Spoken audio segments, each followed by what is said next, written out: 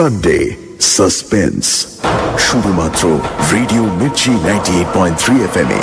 It's hot.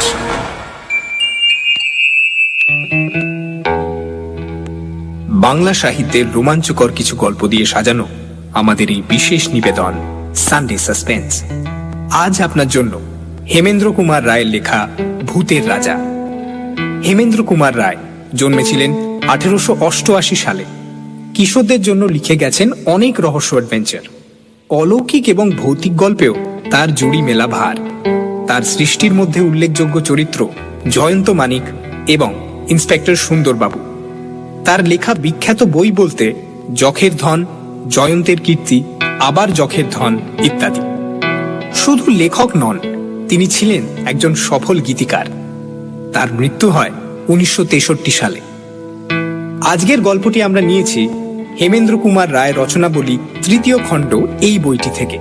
প্রধান চরিত্রে গুপ্ত এবং টেলর সাহেব। গল্প পাঠে দীপ, গল্পের সূত্রধার সোমক। শুরু হচ্ছে ভূতের রাজা।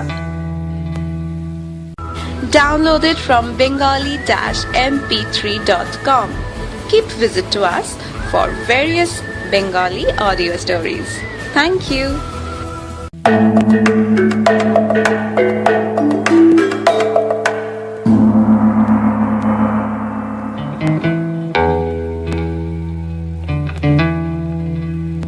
সরকারি কাজে বিদেশে থাকি, ছুটি নিয়ে দেশে ফিরছি। সাঁওতাল পরগনার যে জায়গায় আমার কর্মস্থল ছিল, সেখান থেকে রেল স্টেশন যেতে হলে প্রায় 30 মাইলের ওপর পথ পার হতে হয়। পাহাড়ি পথ, এক মাইল হচ্ছে 2-3 মাইলের ধাক্কা। তার উপর রাতের বেলায় পথে বাঘ ভাল্লুকের সঙ্গে আলাপ হওয়ার সম্ভাবনাও কম নয়। সকাল বেলায় বেরোলেও মাঝপথে সন্ধে হবেই। তখন একটা আশ্রয়ের দরকার। কাছাকাছি স্থানীয় রাজার একটা শিকার কুঠি ছিল।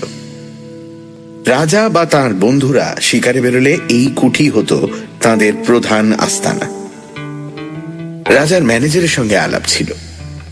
তাঁকে গিয়ে অনুরোধ জানালাম শিকার কুঠিতে একটা রাতের জন্য আমায় মাথা গোঁজার জায়গা দিতে হবে।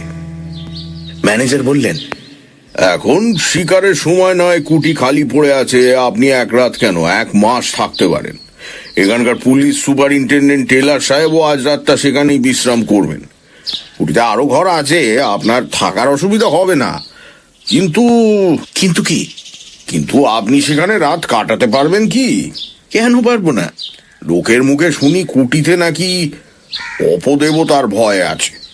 অপদেবতা? হ্যাঁ, অপদেবতা ছাড়া আর কি বলবো বলুন। কুটির পাশেই শালবনের ভেতর সাঁওতালদের এক ভুতুড়ে দেবতা আছে। সেই দেবতা নাকি ভূতের রাজা। তার ভয়ে সাঁওতালরা পর্যন্ত সন্ধ্যার পরও পাড়া মারায় না। তারা বলে তাদের দেবতা নাকি রাতের বেলায় কুটির ভেতর ঘুমোতে আসে। আমি হো হো করে হেসে উঠলাম। বললাম, বেশ তো, মানুষ হয়ে দেবতার সঙ্গে রাত্রিবাস করব, এটা তো মস্ত পুণ্যের কথা, আমি রাজি। ম্যানেজার বললেন, আমি অবশ্য সব ছেলে মানুষই কথায় ততটা বিশ্বাস করি না, তবু বলা তো যায় না।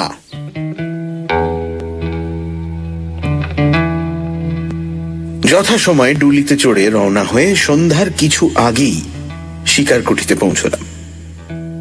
ডুলি বেয়ারা বলে গেল 3 মাইল তফাতে একটা গাঁয়ে গিয়ে তারা আজকের রাতটা কাটাবে, কাল সকালে আবার ডুলি নিয়ে আসবে। কুঠির বারান্দায় একখানা বেতের চেয়ারে বসে টেলর সাহেব তামাকের পাইপ টানছিলেন। সাহেবের সঙ্গে আমারও বেশ পরিচয় ছিল।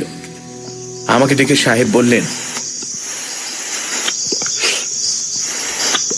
এই যে গুপ্ত যে, তুমি কোথায় যাচ্ছ?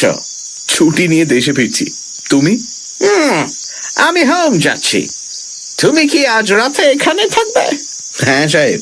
ফাইন ফাইন, দুজনে একসঙ্গে রাত কাটানো যাবে, ভালোই হলো। 2 জন কেন সাহেব, 3 জন। 3 জন আবার খেয়ে? তুমি কি আমার অর্ডারলি কথা বলছো নাকি? ওকে আমি মানুষের মধ্যে গণ্য করি না। না সাহেব, তোমার আর্দালির কথা বলছি না। তবে কি কুঠির দারোয়ানের কথা ভাবছো? সে তো রাত্রে এখানে থাকে না। না না, আমি দারোয়ানের কথাও বলছি না। তুমি কি শোনোনি সাহেব, সাঁওতালদের এক দেবতা রাত্রে আমাদের সঙ্গী হতে পারেন?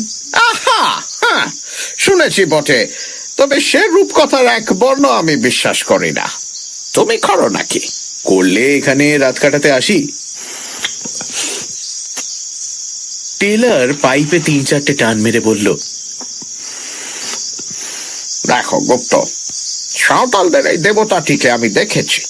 এমন বিভৎস দেবতা পৃথিবীতে আর দুটি নেই।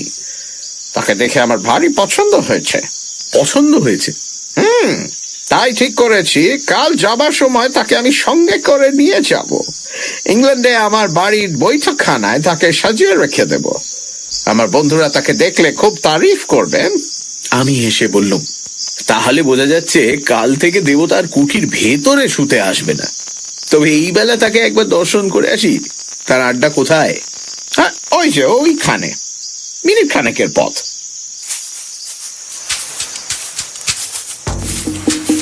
পায়ে পায়ে এগিয়ে গেলুম।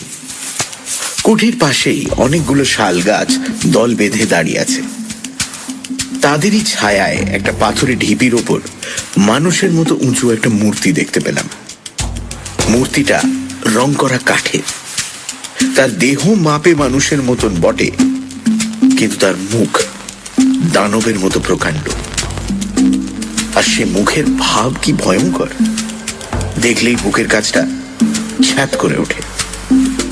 মাথার চুলগুলো সাপের মতো ঝুলছে, কান দুটো হাতির মতন, মুখখানা খানিক সিংহ আর খানিক ভাল্লুকের মতন। দুটো গোল গোল কাঁচের চোখ আগুনের মতো জ্বলছে। হাঁ করা বড় দাঁতওয়ালা মুখের ভেতর থেকে রাঙা টকটকে লকলকে জিভের আধখানা বেরিয়ে। কাঁধ ও মুন্ডুর মাঝখানে গলাটা দেখলে মনে হয় কে যেন একটা লিকলিকে সরু বাঁখারির উপর মুখখানা বসিয়ে দিয়েছে। হাত দুখানা বাঘের থাবার মতো। কোমরের কাছ থেকে পা পর্যন্ত দেহের কোনো অঙ্গ দেখা যাচ্ছে না।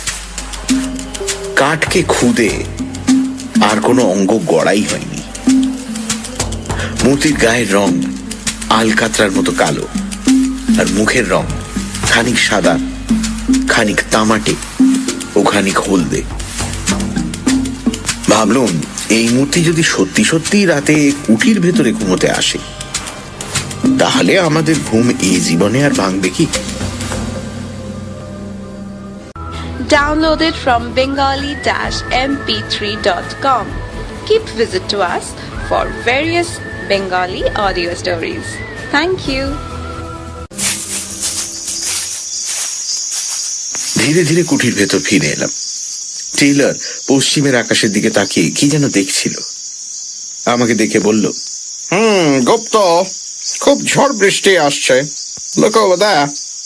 সত্যি কথা, পশ্চিমের আকাশখানা অচম্বিতে ঠিক যেন কালো কোষ্টি পাথরের মতো হয়ে গেছে। ঝড় উঠতে আর দেরি নেই।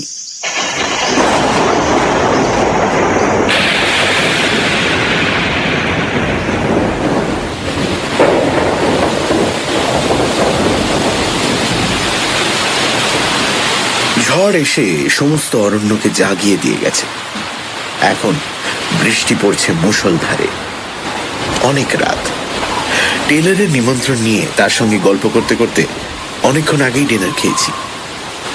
এখন টেলর তার ঘরে হয়তো দিব্যি আরামে নিদ্রা দিচ্ছে, কিন্তু আমার চোখে ঘুম নেই। ভূত টুত কিছু মানি না, তবু কেন জানি না মনটা কেমন খুঁতখুত করছে। রাজার সেই ম্যানেজারের কথাগুলো আর সাঁওতালি দেবতার সেই ভয়ানক মুখখানা মনের ভিতর দিয়ে ক্রমাগত আনাগোনা করছে। যত তাদের বলবার চেষ্টা করি আজে বাজে নানান কথা ভেবে, তত তারা মনের ওপর চেপে বসে, নরম মাটির ওপর ভারী পায়ের দাগের মতো। বাইরে বৃষ্টি ঝরে চলেছে। মাঝে মাঝে ঝোড়ো দমকা হাওয়া হাঁ হাঁ করে উঠছে, যেন কোনো আহত আত্মার কান্না। চারিদিক থেকে বনের গাছপালা মরমর করে যেন কোনো শত্রুকে অভিশাপ দিচ্ছে। তারই ভেতর থেকে একবার শুনলুম হায়নার অট্টহাসি, একবার শুনলুম শেয়ালের দলের মরা কান্না, একবার বাঘের গর্জন।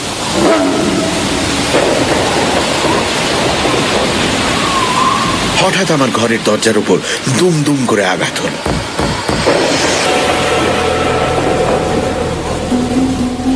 ধড়মড় করে আমি বিছানার উপর উঠে বসলুম। সে কি আসছে? দরজার উপর আর কোনো আঘাত হলো না।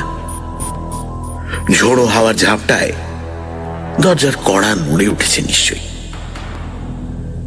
নিজের কাপুরুষতার জন্য মনে মনে নিজেই লজ্জিত হয়ে আবার শুয়ে পড়বার চেষ্টা করছি, এমন সময় বাইরে থেকে ক্ষণক্ষণে ঝাঁঝালো গলায় গান শুনল।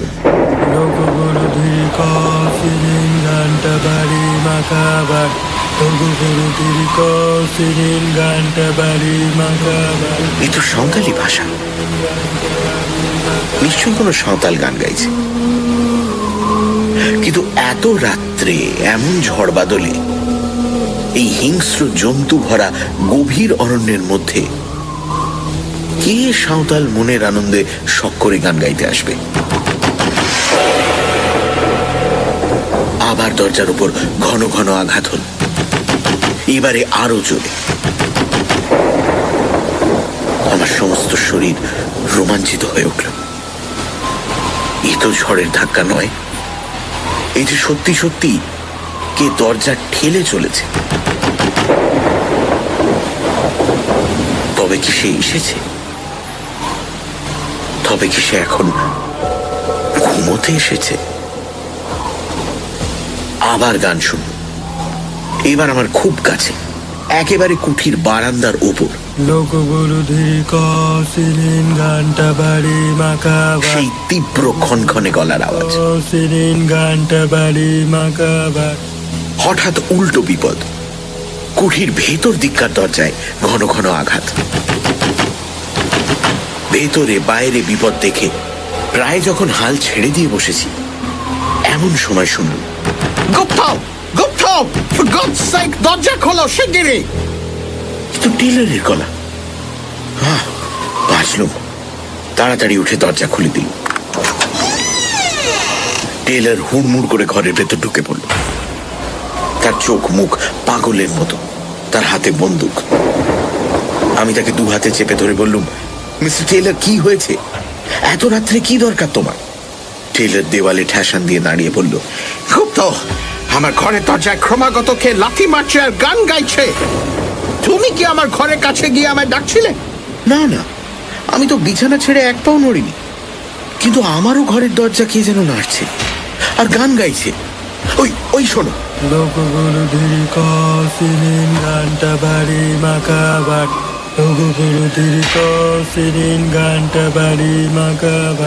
দুম দুম করে আমার ঘরের দরজার উপর আবার দুবার প্রচন্ড আঘাত হল।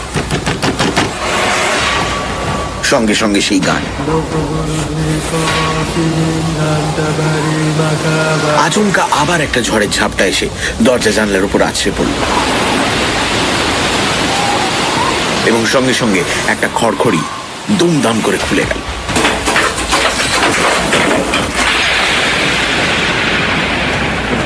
সঙ্গে সঙ্গে বিদ্যুতের আলোয় স্পষ্ট বুঝলাম বারান্দার উপর কার একটা জীবন্ত ছায়া মূর্তি দাঁড়িয়ে রয়েছে। ও কে? ও কি সেই যে প্রতি রাত্রে এখানে ঘুমোতে আসে?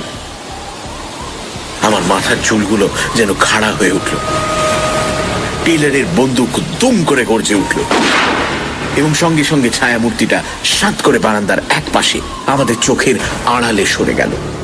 টেলর চেঁচিয়ে উঠল, গুপ্ত, গুপ্ত, জানলা বন্ধ করে দাও, জানলা বন্ধ করে দাও। পা চলতে চাইছিল না, কিন্তু পাছে টেলর মনে করে বাঙালি কাপুরুষ। সেই ভয়ে নিজের সমস্ত দুর্বলতাকে দমন করে আমি জানলার পাল্লা দুটো আবার বন্ধ করে দিই। টেলর টলতে টলতে আমার বিছানার ওপর গিয়ে বসে পড়ল। গুপ্ত, কিছু মনে করো না, আমি আজ তোমার বিছানাতে তোমার সঙ্গে রাত কাটাবো। বাইরে আবার কে যেন গাইল।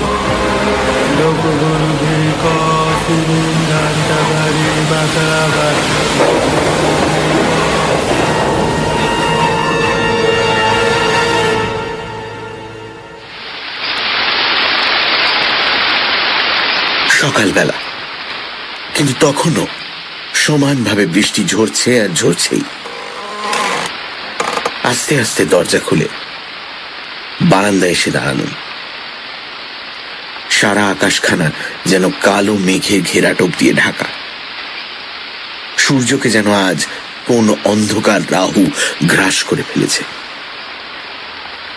যত দূর নজর চলে খালি দেখা যায় অগণ্য শ্যামল তরুর বিরাট সভা আর শৈলমালার গর্বোন্নত শিখর, এবং তারই ভেতরে এসে পড়ছে তীরের চকচকে ফলার মতো বৃষ্টির অশ্রান্ত ধারাগুলো।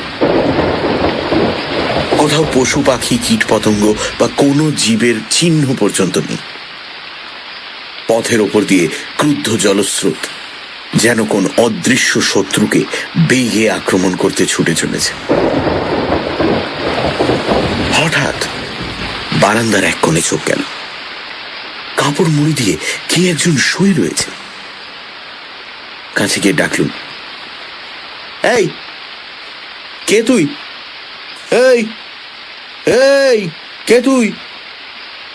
বার কয়েক ডাকাডাকির পর কাপড়ের ভেতর থেকে একখানা সাঁওতালি মুখ বেরোলো। হ্যাঁ, বলেন কর্তা। কিরে, কে তুই? আমি ঠাকুরের পূজারি গো। ঠাকুর?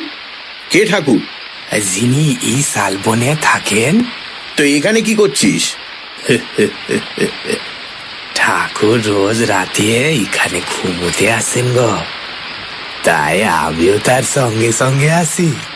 কাল রাত্রে তুই তাহলে দরজা ঠেলছিলি? আমিও ঠেলছিলাম, ঠাকুরও ঠেলছিলেন গো। আর গান গাইছিল কে? আমি। এমন সময় টেলারও ঘরের ভেতর থেকে বেরিয়ে এলো। তাকে সব কথা খুলে বললুম। টেলার তো শুনেই মহাকাপ্পা। Why, you little piece of singing in the night, eh? I'm going to show you. ঘুষি পাকিয়ে পুরুতের দিকে ছুটে যাবে মাত্র সে এক লাফে বারান্দার রেলিং টপকে বাইরে পড়ে বনের ভেতর অদৃশ্য হয়ে গেল। টেইলার বলল, রাস্কাল তাকে ধরতে পারলে একবার দেখিয়ে দিতুম। উফ, সারা রাত কি অশান্তিতে কেটেছে। আমি বললুম, আরে যাকে যা হওয়ার হয়ে গেছে, কিন্তু প্রশ্নটা হচ্ছে এখন আমাদের কি হবে? কুটির দরওয়ানও এলো না, ডুলি বেয়ারাও এই দুর্যোগে বোধহয় আসবে না। আমরা যাব কেমন করে? আমাকে যেমন করেই হোক আজ যেতেই হবে। বম্বে যাবার টিকিট পর্যন্ত আমি কেটে ফেলেছি। উপায় থাকলে তোমাকেও আমি স্টেশন পর্যন্ত নিয়ে যেতুম, কিন্তু আমার 2 সিটার গাড়ি, আমি আর আমার অর্ডারলি। তুমি তোমার চাকর, তোমার মালপত্র অতটুকু গাড়িতে তো ধরবে না। কাজেই তোমাকে এখানে ফেলে রেখে আমাকে যেতে হবে। অর্ডারলি!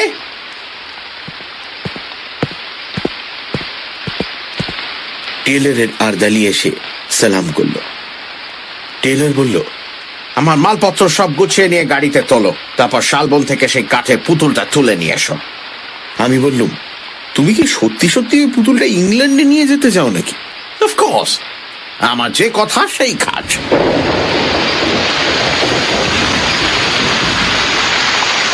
আবার রাত এলো। বৃষ্টি এখনো থামেনি। আমি এখনো উঠিতে বন্দী হয়ে আছি। টেইলার চলে গেছে এবং যাওয়ার সময় সাঁওতালদের ভূতের রাজাকেও সঙ্গে করে নিয়ে গেছে। সে আর এই কুঠির ভেতর ঘুমোতে আসবে না। চোখে ঘুম আসছিল না। একখানা ইংরেজি নভেল বার করে পড়তে বসলুম। ঘন্টা 1.5 পর তন্দ্রার আবেশ এলো। আলোটা কমিয়ে দিয়ে শোয়ার উপক্রম করছি, এমন সময় শুনলুম বাইরের সিঁড়ির ওপর আওয়াজ হলো।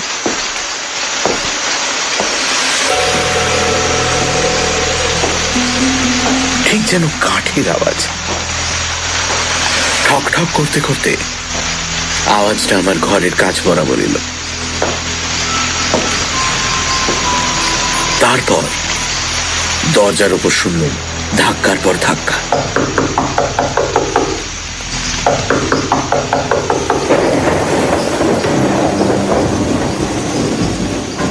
কি আপদ! টেইলর তো পুতুলটাকে নিয়ে কোন সকালে বিদায় হয়েছে।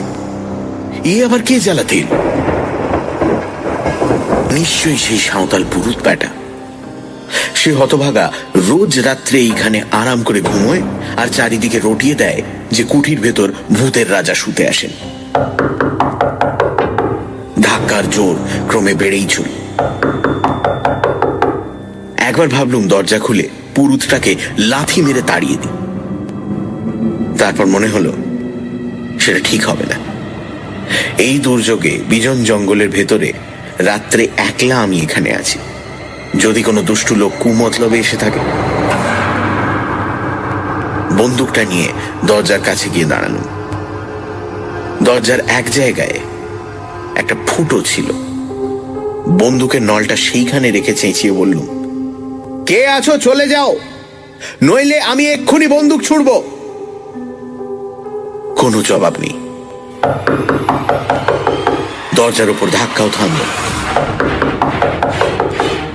এখনো আমার কথা শোনো, নইলে কিন্তু।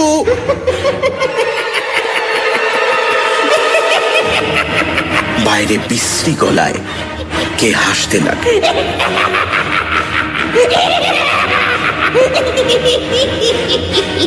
আমি বন্দুকের ঘোড়া টিপে দিলাম। সঙ্গে সঙ্গে দরজার উপর ধাক্কাও থেমে গেল। ঠক ঠক করে একটা আওয়াজ ঘরের কাছ থেকে দূরে সরে যেতে লাগলো। তারপর কুঠির সিঁড়ির উপর শব্দ শুনলাম। খানিক পরে অনেক দূর থেকে আবার সেই বিশ্রী হাসি শোনা গেল।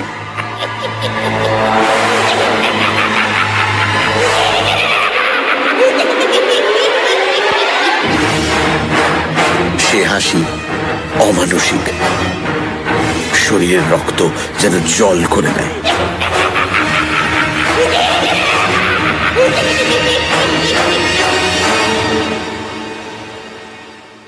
শেষ রাতে জল ধরে গেল। সকালে দরজা খুলতেই কাঁচা সোনার মতো কচি রোদ এসে ঘরখানা যেন হাসিতে ভরিয়ে তুলল। রোদ দেখে মনটা খুশি হয়ে উঠল। বারান্দায় বেরিয়েই দেখি এক কোণে কাপড় মুড়ি দিয়ে কে শুয়ে রয়েছে। তেড়ে গিয়ে মারলুম তাকে এক ধাক্কা। এই ওঠ! ধর্মড় করেছে উঠে বসল সেই সাঁওতাল পুরুতটা। বলেন কর্তা। কাল আবার কি করতে এসেছিলি এখানে? বাড়ি চালাকি পেয়েছিস না? লোকটার মুখের ভাব একটুও বদলালো না। শান্ত গলায় বলল, আমার ঠাকুর কাল এখানে ঘুমোতে এসেছিলেন, আমিও তাই এসেছিলাম গো। আমার ঠাকুর এখানে ঘুমোতে এসেছিল? কোথায় তোর ঠাকুর? সাহেব তো তাকে নিয়ে চলে গেছে।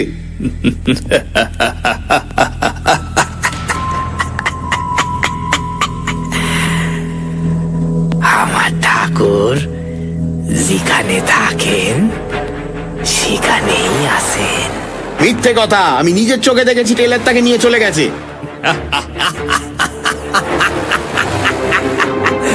আমার ঠাকুর যেখানে থাকেন সেখানেই আসেন।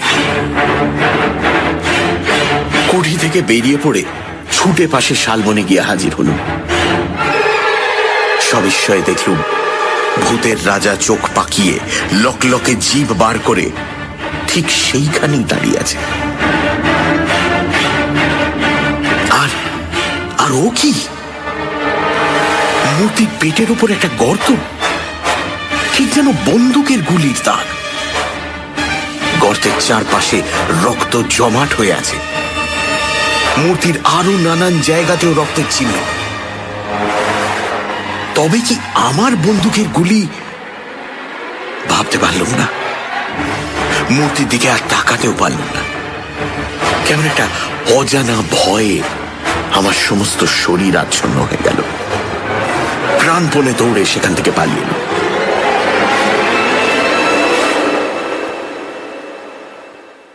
কলকাতায় ফিরে এসেই খবরের কাগজে এই বিবরণটি পড়ল।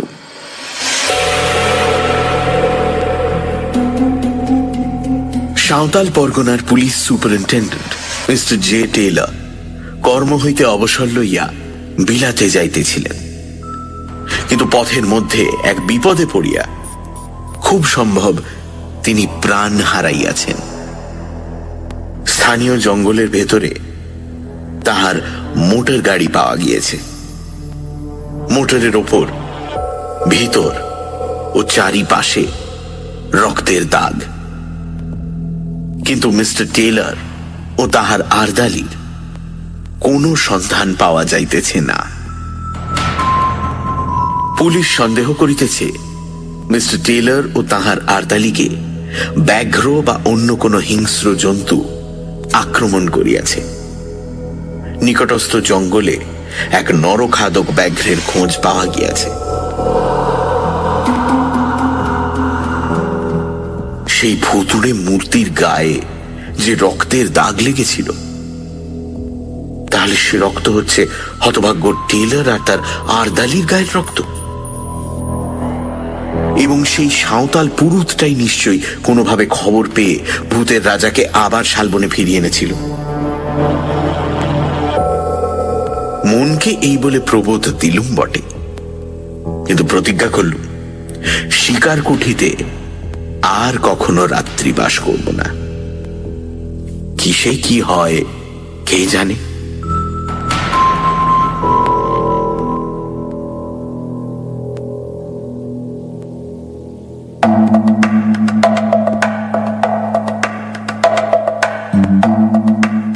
শুনছিলেন ভূতের রাজা, রচনা হেমেন্দ্র কুমার রায়, গল্প পাঠে টেলর সাহেব এবং ম্যানেজারের ভূমিকায় দীপ, গল্পের সূত্রধার এবং সাঁওতাল পুরোহিতের চরিত্রে সোমক, শব্দগ্রহণ, আবহ সঙ্গীত এবং স্পেশাল এফেক্টসে রিচার্ড, বিশেষ সহযোগিতায়